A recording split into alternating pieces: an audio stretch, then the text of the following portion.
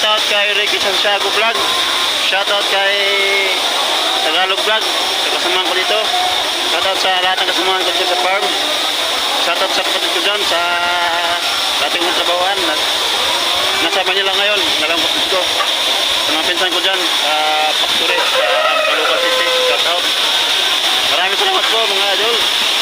Sa mga silent viewers, shoutout. Sa mga hindi ko pa nag-shoutout mga idol. Sa susunod na vlog ko mga idol. Shoutout sa lahat mga idol.